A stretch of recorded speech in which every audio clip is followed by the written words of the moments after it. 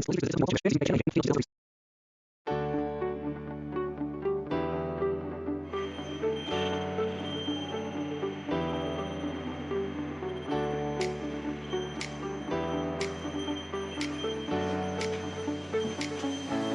நாம பார்க்க போறது டிரான்சிஸ்டர் பத்தி பார்க்க போறோம்.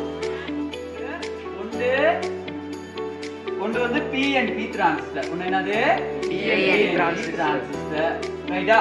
இன்னொன்று இருக்குது NPN டிரான்சிஸ்டர். இன்னொன்று என்னது? NPN transistor. NPN transistor. அப்ப ரெண்டு வகையானது. சந்தையில அதிகமா இருக்கிறது NPN டிரான்சிஸ்டர். சந்தையில அதிகமா இருக்கிறது என்னது? NPN transistor. இதுதான் டிரான்சிஸ்டர் சுற்று குறியீடு. இதுதான் டிரான்சிஸ்டர் சுற்று குறியீடு. அதாவது NPN டிரான்சிஸ்டர் எப்படி இருக்கும்னு சொன்னா அதோட சுற்று குறியீடு இப்படி தான் இருக்க போகுது. ரைட்? இதுல அம்புக்குறி வெளிநோக்கி இருந்துச்சுன்னு சொன்னா NPN டிரான்சிஸ்டர். அம்புக்குறி வெளிநோக்கி இருந்துச்சுன்னா NPN. இதே அதேதான் சுற்று குறியீடு வரப்போகுது. ஆனா இப்ப அம்புக்குறி உள்நோக்கி இருந்தா, அம்புக்குறி என்ன செய்யும்? உள்நோக்கி இருந்துச்சுன்னு சொன்னா அத PNP டிரான்சிஸ்டர் சொல்லுவோம். என்ன சொல்லுவோம்? புகுந்தால் PNP, புகுந்தால் PNP அப்படி ஞாபகத்துல வச்சுக்கணும். இதுதான் சுற்று குறியீடு. அப்ப இங்க இருக்கிறது இது எந்த வகையான டிரான்சிஸ்டரா இருக்கும்? NPN. ஏன் அம்புக்குறி என்ன செஞ்சிருக்கு? ரைட். இருவாயில 2 முடிவிடங்கள் மாறிக்க, இதுல 3 முடிவிடங்கள் இருக்கும். எத்தனை முடிவிடங்கள்? 3 முடிவிடங்கள். அதனால இதுக்கு இன்னொரு பெயர் இருக்கு, மூவாயி. என்ன பேரு? மூவாயி. அப்ப இந்த முடிவிடத்தை நாங்க என்னன்னு சொல்லுவோம் சொன்னா கலெக்டர், சேகரிப்பான். என்னன்னு சொல்லுவோம்? சேகரிப்பான். இது வந்து எமிட்டர். இது என்னன்னு சொல்லுவோம்? எமிட்டர். காலி. என்னது? காலி. இதுக்கு பேர் என்னது? காலி. ரைட். இது சேகரிப்பான். இதுக்கு பேர் என்னது? சேகரிப்பான். ரைட். இது அடி. இங்கிட்டு உள்ளது என்னது? அடி, பேஸ்.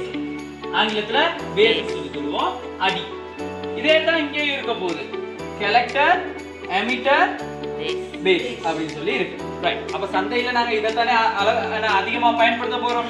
இது NPN டிரான்சிஸ்டரா அதிகமா பயன்படுத்த போறோம். ரைட். அப்ப இந்த NPN டிரான்சிஸ்டர் எப்படி தொழிற்படுது அப்படிங்கிற நேரத்துக்கு இந்த NPN டிரான்சிஸ்டர்ல 2 சந்திகள் இருக்கும். எத்தனை சந்திகள் இருக்கும்? 2 சந்திகள்.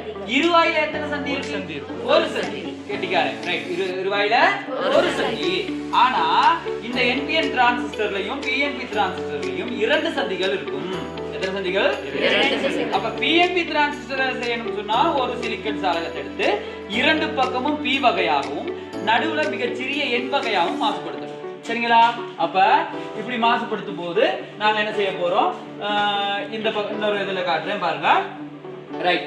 PNP நீங்க உருவாக்கணும்னு சொன்னா, PNP டிரான்சிஸ்டர் உருவாக்கணும்னு சொன்னா ஒரு சிலிக்கன் சாதகத்தை எடுத்து 2 பக்கமும் என்ன செய்ய போறீங்க? P வகையாகவும் சென்டர்ல N வகையாகவும் உருவாக்குவீங்க. அப்ப இதுல இது வந்து என்னவா இருக்கும்? கலெக்டரா இருக்கும். இது பேஸா இருக்கும். இது என்னவா இருக்கும்? NPN டிரான்சிஸ்டர் உருவாக்கணும்னா ஒரு சிலிக்கன் சாதகமோ அல்லது ஜெர்மனிய சாதகமோ எடுக்கலாம். எடுத்து நடுப்பகுதியை P வகையாகவும் இரண்டு பகுதியும் என்ன செய்யலாம்? N வகையாகவும் நீங்க மாசுபடுத்தலாம். அப்ப மேல உள்ளது வந்து கலெக்டர், கீழே உள்ளது எமிட்டர், அடுத்தது பேஸ். சரியா? ரைட். சந்தையில அதிகமா NPN தானே பயன்படுத்த போறாங்க. அப்ப இந்த NPN வந்து நாங்க எப்படி பயன்படுத்த போறோம் அப்படிங்கறத தான் பார்க்க போறோம். அப்ப முதலாவது இந்த டிரான்சிஸ்டர் வந்து நாங்க பயன்படுத்துறோம் ஆளி சுற்றாக, விரியலாக்க சுற்றாக, அதே மாதிரி சமிஞ்சை விரியலாக்க சுற்றாக, இப்படி எல்லாம் நாங்க பயன்படுத்தலாம். சரி, முதலாவதாக நாங்க ஆளி சுற்றாக பயன்படுத்துவோம். எதை பயன்படுத்துவோம்? ஆளி சுற்றாக. அப்படி நீங்க கேள்விப்பட்டு நிறைய இடங்கள்ல கேள்விப்பட்டிருப்பீங்க. என்னது? அந்த ஆட்டோ கேட். ஏன்னா ஹெட்லைட் அடிச்சோடனே கார் வந்து ஹெட்லைட் அடிச்சோடனே ஆட்டோ கேட் திறக்கும். நாங்க போனோம்னு சொன்னா ஆட்டோ பல்ப் பத்தும். இப்ப ரோடுகள்ல இருக்கிற அந்த வீதி விளக்குகளுக்கு தானே ஆட்டோவா என்ன செய்யும் சொன்னா ஈவினிங் ஆனா அது என்ன செய்யும்? ஒன் ஆகும். ஏன்னா காலையில அது வந்து ஓப் ஆகும். நாங்க சில நேரத்துக்கு ஒரு கதவு கிட்ட போனோமா ஆட்டோவா கதவு திறக்கும். ஏன்னா இதெல்லாம் மாயாஜாலமா இந்த சயின்ஸா? இந்த திசை வழியாக என்ன செய்யும் சொன்னா இப்ப மின்னோட்டம் பாயும். அதாவது சிம்பிளா சொல்லணும்னா CE, ஏன்னா IC, என்னது? IC, IE. சேகரிப்பான் மின்னோட்டமும் காலி மின்னோட்டமும் முன்முக கோடல் அடையணும்னா, சேகரிப்பான் மின்னோட்டமும் காலி மின்னோட்டமும் முன்முக கோடல் அடையணும்னா அடி சேகரிப்பான் மின்னோட்டம் பின்முக கோடல் அடையணும். அடி சேகரிப்பான் மின்னோட்டம் என்ன செய்யணும்? பின்முக கோடல் அடையணும். அப்படி பின்முக கோடல் அடைஞ்சிச்சுன்னு சொன்னா அங்க மின்னோட்டம் கடத்தப்படும். இப்ப இந்த மின்குமிழ் என்ன செய்யும்? ஒளிரும். சரி, ஓகே. இதுதான் சுற்று குறியீடு. இப்ப நான் கனெக்ஷன் கொடுக்க போறேன். அதாவது என்னது சுற்று பூர்த்தி செஞ்சிருக்கோம். இந்த வலுப்பொதி ஒன்று இருக்குது, அடுத்தது இங்க என்பிஎன் டிரான்சிஸ்டர் ஒன்று இருக்குது. இப்போ நாங்க வந்து என்ன செய்ய போறோம்? அடி ஏன்னா ஐபி கரண்ட்டை வந்து வழங்க போறோம். அப்ப நீங்க இங்க என்ன கேட்கலாம், தடை போடலையான்னு சொல்லி. ஏன்னா இந்த கம்பி வந்து நீளமான கம்பி, ஸோ இதுல தடை ஒன்று இருக்கிறனால எங்களுக்கு குறைஞ்ச மின்னோட்டம் தான் வரும்.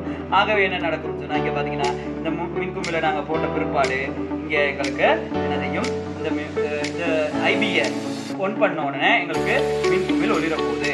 இந்த பாருங்க, இதை ஓன் பண்ணா மின்குமிழ் என்ன செய்யல? ஒளிர. ஆனா சுற்று பூர்த்தி அடைஞ்சிருக்கு. சுற்று பூர்த்தி அடைஞ்சா மின்னோட்டம் பாயல தானே? ஏன்னா ஆனா இங்க பாயல. எப்படி எப்ப மின்னோட்டம் பாய போகுது? IP current. ஏன்னா ஐபி கரண்ட் பின்முக கோடல் அடைஞ்சிச்சுன்னா இங்க என்ன செய்யுது? மின்குமிழ் ஒளிருது. விளங்குதா? இதுதான் ஆதி சுற்றாக எனது என்பிஎன் டிரான்சிஸ்டர் செயல்படுற விதம். ஓகே.